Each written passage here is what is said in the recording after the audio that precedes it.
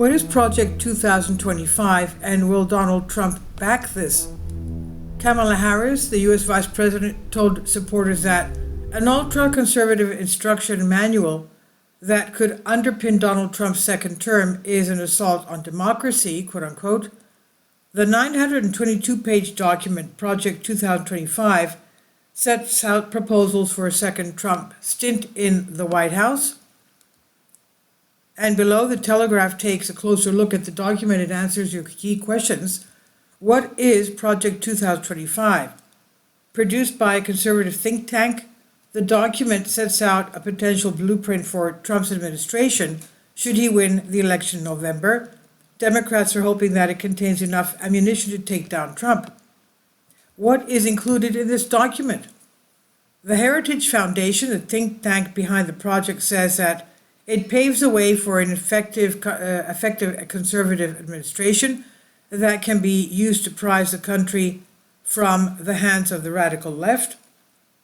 In several key areas, the document echoes positions that Trump has set out in the past and outlines how he could implement them as president. It proposes mass deportations of more than 11 million illegal immigrants. Trump has pledged to carry out the largest domestic deportation operation in American history. It proposes even giving the executive power to sack thousands of civil servants in favor of political appointees, a move Trump ordered but did not have time to usher in before leaving office. And it proposes bringing the Justice Department FBI under the president's control. Trump has called for both to be defunded following his criminal indictments and said he would weaponize them against political rivals. Ms. Harris told a rally Tuesday that Project 2025 will cut Social Security, remove the price cap on insulin, and abolish the Department of Education. But most worryingly, Harris told supporters, if implemented, this plan will be the latest attack in Donald Trump's full-on assault on reproductive freedom. Abortion access would be further restricted and limits on birth control introduced, she said. Does Trump support Project 2025? Trump has professed ignorance about the document. Despite many of its proposals being in accord with his own priorities, the document mentions him by name several hundred times. The former president tried to distance himself from Project 2025 this month, claiming, "I have no idea who is behind this." He wrote on his Truth Social platform, "I disagree with some of the things they're saying, and some of the things they're saying about are absolutely ridiculous and abysmal. Anything they do, I wish them luck, but I have nothing to do with them." However, those behind Project 2025 have floated in and out of Trump's orbit over the last 8 years. In some areas, the sprawling policy document goes well beyond Trump's publicly stated views. As Harris said, it endorses limited access to abortion pill mifepristone. The official Republican platform released this week admitted a national abortion ban as an ambition for the first time in 40 years. Project 2025 also calls for limits to the to be placed on Medicare claims to disincentivize permanent dependence on the health insurance program among over 65s. Trump was forced to furiously backpedal earlier this year when he appeared to be considering cuts to Medicare.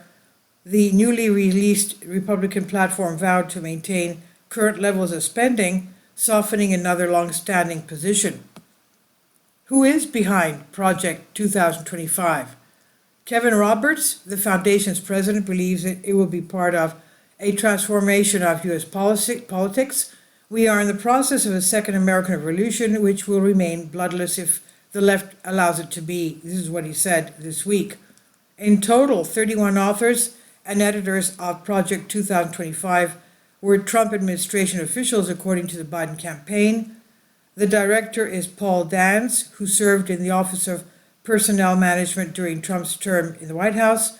The document was co-edited by Stephen Groves, who spent 3 years in the administration, while Spencer Chrétien, the former special assistant to the president, is the project's associate director. One chapter was written by Russ Vogt, Trump's director of the Office of Management and Budget. Earlier this year, Trump named Mr. Vogt as policy director to craft the Republican Party platform ahead of its national convention. Ed Martin, the platform's deputy policy director, leads a conservative pressure group listed on the Project 2025 advisory board. Stephen Miller, longtime Trump advisor, is the president of America's First Legal, which also advises the project and appears on video promoting its presidential transition academy, quote unquote. Ben Carson, Trump's former housing secretary, Peter Navarro, the former White House trade advisor, and Mark Meadows, Trump's final chief of staff, are all involved in this project. This first appeared on the Telegraph and it's on DNYUZ. Please leave your comments. Thank you for your support. Finally, support my Patreon account. The daily posts are 5 videos daily, and they are totally different from what I have on my YouTube channel. Thank you so much for your support and that you find all my content so interesting. You'll find the Patreon account details in the description box below.